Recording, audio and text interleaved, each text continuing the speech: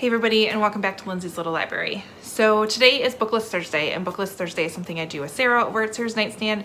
We come to you every Thursday with some sort of book thoughts, ideas, recommendations, something bookish related. So today is a little fun and a little bit of celebration, a little bit of feeding my need for new books. Sarah and I have both taken a trip to our library, and actually recently my library actually opened the doors and let people come in to browse, and it is so fantastic. And Sarah's been able to do that for a little bit. So we both went to our local libraries and we found 5 books off the shelf that we want to do a try a chapter little exercise with. I don't want to call it a tag because it's not a tag, but we're gonna do a little try a chapter thing. So I'm gonna tell you about the 5 books that I have, and then I'll vlog me reading the first chapter of each of the books, and then the goal is to come out of this with one book that we want to add to our March TBR. So that's what we're doing.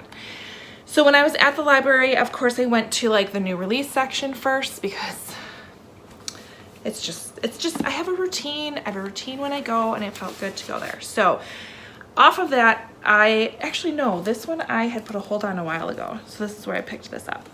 Anyways, you don't care. First one I have that I want to try a chapter in is The Perfect Guest by Emma Rouse, and I've been seeing this quite a few places lately. So we have Dual Timelines, which is what sold me. We have 1988. We have Beth, who is 14 years old, and her aunt takes her to stay at Raven Hall. It's this huge manor, very isolated, and she's staying with the Averells. It's a family who's lived there for quite a while, kind of as a companion to their daughter, because they are so isolated. She doesn't really see a lot of people, so Beth is going to go there, stay there while her aunt is gone, and be with her daughter. Fast forward to 2019, at the time, Beth feels like she's part of the family until they ask her to help them with a harmless game, and nothing is ever the same. Fast forward to 2019, Sadie is an actress struggling to meet ends meet. She's given this opportunity to play this role at this weekend party, and she's going to pretend to be a guest there. She doesn't really understand it. She's going to be given a suitcase of clothing, a dossier outlining the role she has to play, and then these instructions. It's a little strange, but she's hard up. She needs some cash, so she signs on for it. When she gets to Raven Hall, she's beyond impressed with the grandeur of this place. It sounds like this Raven Hall might even be a character unto itself, is what I'm guessing. And it says, even with damage from a fire decades before. So is that connected to our first story? Probably. We'll see. But the walls seem to have eyes. As the day turns to night, Sadie starts to feel that there's something off about this glamorous event, and the party becomes very chilling and like she's part of a game. So sounds interesting. Again, I've heard really great things about it, so we're gonna read that chapter. Okay, the next book I picked up is Girls in White Dresses by Jennifer Close. Random find as I was perusing the shelves. I don't really know much about it other than for some reason it drew my attention. So it sounds like just a contemporary tale of these 3 friends. So we have Isabella, Mary, and Lauren, and they feel a little not part of the normal plan. So all of their friends are getting married, they're going to all these bridal showers, all these people they know have all their lives figured out, and they're a little lost. So Isabella is working in a job she's not really loving, for a boss she's not really loving. Mary is excited to finally be dating somebody who loves his mother, but it sounds like he loves his mother more than her. And then we have Lauren, who works at a bar and is determined not to fall for the sleazy bartender, but seems like she does. So it says a wry sense of humor, so it sounds like it's going to be funny. We're going to deal with career issues, heartbreak, family pressures, new love. It just sounds something easy, so I picked that up. The next one I found off of the new release shelf is In the Garden of Spite. It's a novel of the Black Widow of Laporte by Camilla Bruce. I've not heard of this book.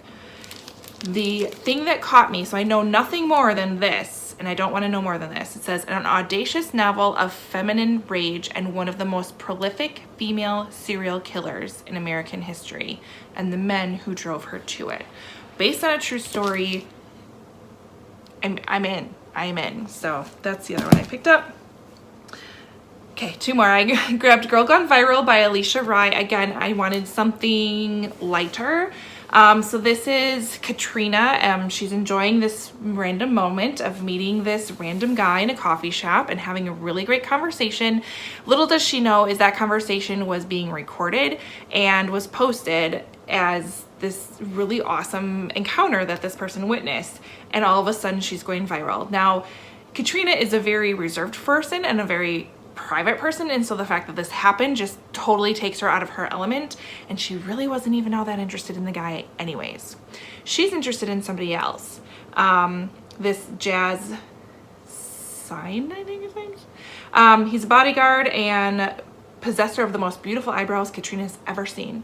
So he's a family farm. He offers refuge for Katrina to come there and kind of hide out.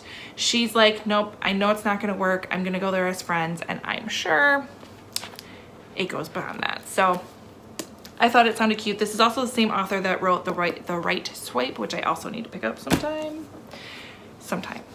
And then the last book I grabbed is The Second Mother by Jenny Milkman. Yeah, Milkman.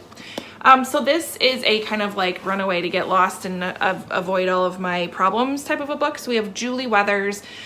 She decides to move to a remote island off the coast of Maine because she's fleeing something. We don't know what it is.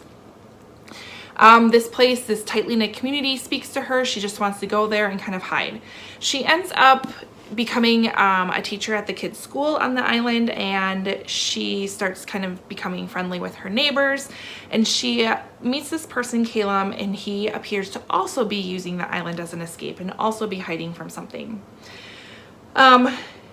She quickly suspects that she may have picked the wrong place to come and hide, and she wonders if the greatest danger on Mercy Island, which is where she is the location far out to sea or the people who live there. So I picked it up because I'm a sucker for the little blurbs on the front, and Jodi Picoult blurbs this. It says, a gothic unraveling of a novel as moody and atmospheric as the isolated island on which it is set. So that has me intrigued, as well as the very short chapters. So I might read a few more than just one chapter in that book. But those are the 5 I'm picking up. We're going to start today. This is happening today. It's my plan. And I'll take you with me, and I'll let you know what I think, and I'll let you know the one book I'm going to add to my TBR, even though at this moment I want them all. All of them. So you're coming with me. So I will see you soon. All right, so I read the first chapter in The Perfect Guests, and I kind of want to read another one just to get, I don't know, like I've got enough info. Like there's definitely a little bit of foreshadowing here. Like you get this vibe of, okay, this makes sense that, what's her name? That Beth is going to live with this family because her aunt, right away we find out that she is somehow orphaned. She was living in a children's home. Her aunt came for her because they are the only 2 left in the family, basically. And her aunt came for her and took her from the children's home with the assumption that Beth would be living with her aunt, Caroline, I think her name is. But Caroline really, she has some sort of job that takes her off traveling wherever. And Caroline really worked out a deal, some sort of private fostering type of a deal with this family that lives in Ravenclaw Mansion. I do like at the beginning of the book, it says, you are cordially invited to play a game at Raven Hall, I should say. So it's kind of a little bit of a weird situation, and you get this vibe of like, I'm not sure if this is right, but I don't know why. So I'm interested to see. I might read the next chapter just so I get the dual timeline piece of this, which of course, you know me, love. Just to kind of see how Sadie's story fits in. But I've been hearing so many good things about this book, so this is gonna be hard to beat. I'm not gonna lie, it's gonna be hard to beat. And I'm in the mood for like twisty things, so that might play a part in it too. Anyways, this is just chapter 1. we'll see what the other 4 books have to say. But I am making some hard-boiled eggs for breakfast right now, so I have about 5-ish minutes left before they're done. So I might try to bust out another chapter. We'll see which one is short, and kind of keep going with the day. So those are my thoughts so far. There we go. I'll check in with you soon. Okay, so my day kind of got away with me, so it's a little later than I wanted it to be, but I read the first chapter in Girls in White Dresses by Jennifer Close, and I am pleasantly surprised by how much I really enjoyed this. Now, granted, the first chapter was about 30 pages long, a little long for a chapter, but I can see the humor. We have Isabel and Mary that we're kind of learning about so far. Lauren hasn't quite made it onto the scene yet, but Isabel and Mary, they moved to New York together and shared an apartment as roommates. So you get little snippets of Isabel's kind of upbringing, a little bit of her family, and then living with Mary in New York. And there's some funny things. They talk about rodents. It's cute. They had a pigeon in their apartment one night. Oh my gosh, it was adorable. It did make me laugh. So this one is really, really sweet. This is going to be hard. It's going to be hard. So I don't think it quite beats the first book though yet, if I had to pick. So next, I think I will do In the Garden of Spite. I think I'll pick that one up next and read that chapter. So we're going to give that a whirl, see if I can get that in tonight before we have to head to soccer. And I also stopped at the library today and picked up a few more books. It's all good. But I'm going to read the first chapter of this and I'll let you know what I think. Okay, so I finished this. It took me, I started it last night, but the prologue, like, it's like a 1-page,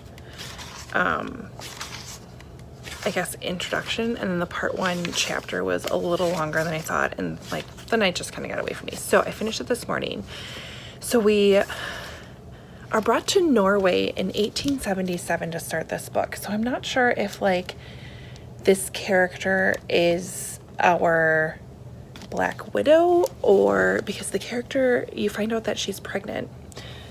So I don't know if the Black Widow is the child. Maybe it's gotta be her. It's gotta be her. Anyways, so it starts out with our main character. What's her name? And it looks like she changes her name a couple times during the story. So at this moment, her name is Brynhild. And she's a servant on this farm, and she gets pregnant by the son of the owner of the farm.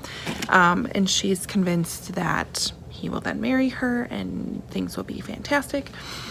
But it doesn't really go that way. So I'm just wondering if like this experience is what leads her up to what she's about to do, or how it ties in. But super interested. But it's due back to the library today. Oh, this one's good too. I still am thinking my first book might outweigh the beginning of this one. I don't know. I've got 2 more to go. So we're gonna get those done today. I'm gonna let you know what I think, and I'm gonna pick one to add to my TBR in March. I don't know. I'm kind of leaning towards this one though. I'm very intrigued. So we'll keep you posted. All right. I finished a chapter in Girl Gone Viral by Alicia Ray. Anyways.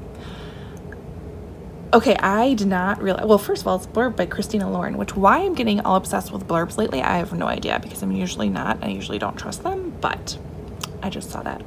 I did not realize that our main character, Katrina, is a former, like, supermodel, a bit of a celebrity, and so she like has her own little bodyguard that she's got her little crush on. Sounds like she was married. Sounds like her husband must have passed away, and there's some sort of PTSD going on. So I'm very curious to find out what exactly happened. And then so they're in the coffee shop right now is really the first chapter. Well, actually it opens with her having with her therapist and talking through some things, talking through actually swiping right or swiping left and being on this dating app and trying to get out in the world. So you definitely find out that there's more to her than we're learning immediately, and there's definitely some depth and some mystery with that. Her crush on her bodyguard, which is what's his name, Jazz, I think, that comes out right away, and I'm assuming soon, because they're in the coffee shop, is where this encounter is going to happen that's going to end up going viral. But she is very obviously a very private person, a very hesitant person. She doesn't really, there's like 10 places she goes and that's it. She just likes to stick to herself. So for her to go viral is like, you pick up right away that that's going to be a big deal. So one more book left. I don't know which one is going to win. I don't know. I'm kind of in the mood for a thriller, but I kind of want to go to the next chapter of this one too. So we'll read one more book and then we'll make our decision as to which one we're going to keep for March. So that's my cue. I will talk to you guys soon. All right, so I finished the first chapter of The Second Mother. It was a pretty short chapter. I am intrigued to keep going. I have vibes of an unreliable character with this, which I don't mind. Some sort of tragedy has happened. It sounds like she lost her daughter. Trust me, this happens in like the first 10 pages, guys, you're fine. For 7 pages, so I'm not majorly spoiling anything. But she loses her daughter, which is kind of what sets her in this bit of a depressive spiral.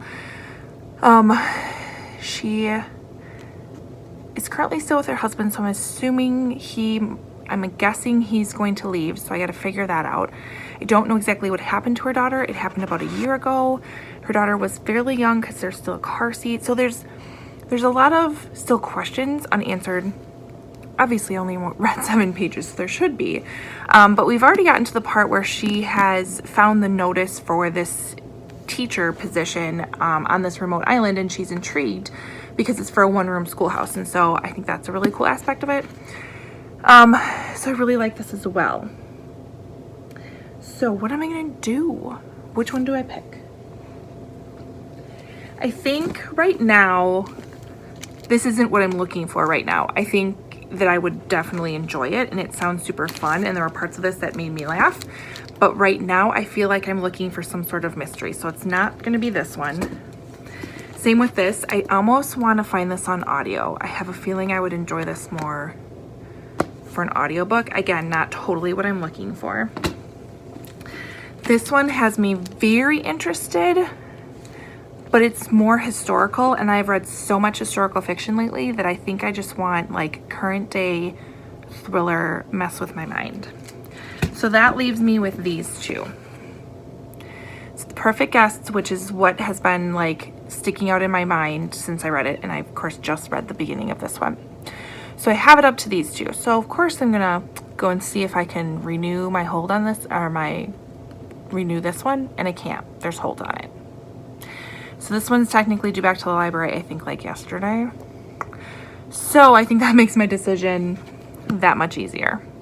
So we're gonna add The Second Mother to my March TBR, which I'm a little afraid of because look at how chunky that is. But like I said, it's got super short chapters that I think I can get through this quick. 400 pages, not horrible. But we're gonna add The Second Mother to the March TBR.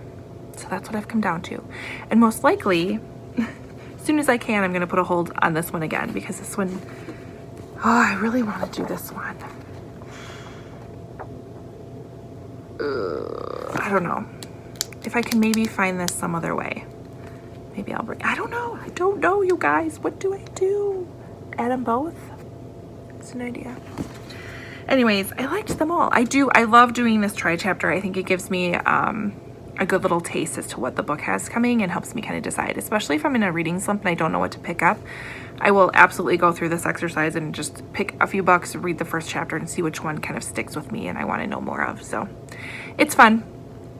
Anyways, head over to Sarah's channel, see what books she had picked for this week, as well as which one she's going to add to her March TBR. I don't even know. But it was fun to get back into the library. It was fun to pick out some new books and to, you know, get a little taste of them. Have you ever done this before? Comment below. Let's chat about it. Did I make the right decision? Also, let me know about that. Always like and subscribe, and I will see you next time. Bye.